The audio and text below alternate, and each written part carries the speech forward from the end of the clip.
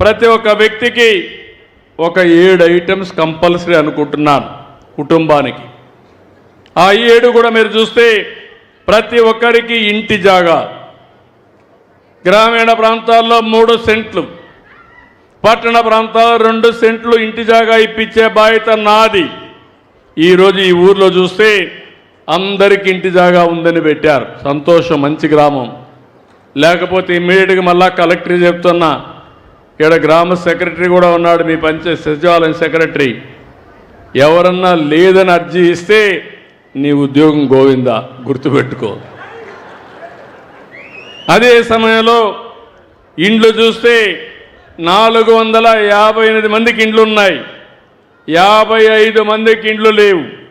ఇమ్మీడియట్గా 55 మందికి ఇండ్లు శాంక్షన్ చేస్తున్నానని చెప్పి నేను మీకు తెలియజేస్తున్నా. ఇంకో పక్కన టాయిలెట్లు అయితే, మరుగుదొడ్లు అయితే 458కి మరుగుదొడ్లు ఉన్నాయి. కమ్యూనిటీ ఇన్స్టిట్యూషన్ టాయిలెట్లు కూడా ఒక 5 ఉన్నాయి. 458 మంది ఇండ్లకు కరెంట్ ఉంది.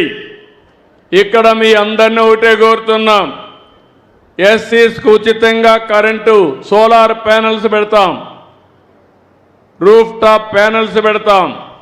ఆ కరెంటు మీరు వాడుకోండి, మిగిలిన కరెంటు గ్రిడ్కి ఇవ్వండి.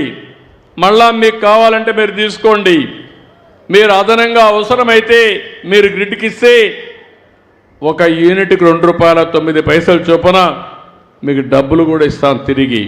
మీరు ₹1 కట్టక్కర్లేదు. పూర్తిగా ఎస్సీలందరికీ ఉచితంగా సోలార్ ప్యానెల్స్ పెట్టించే బాధ్యత నాది.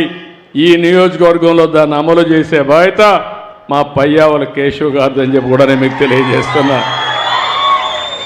ఫైనాన్స్ మినిస్టర్ గారు అని చెప్పి కాన్స్టిట్యున్సీ సర్వ్ చేయకపోతే కుదరదు. కాన్స్టిట్యున్సీలో ఎమ్మెల్యేనే, నేను కూడా ఎమ్మెల్యేనే. అదే సమయంలో బీసీలకి అదనంగా 50 దగ్గర 70,000 వరకు సబ్సిడీ వస్తుంది. అది కాకుండా ఇంకొక 20,000 ఇస్తాం.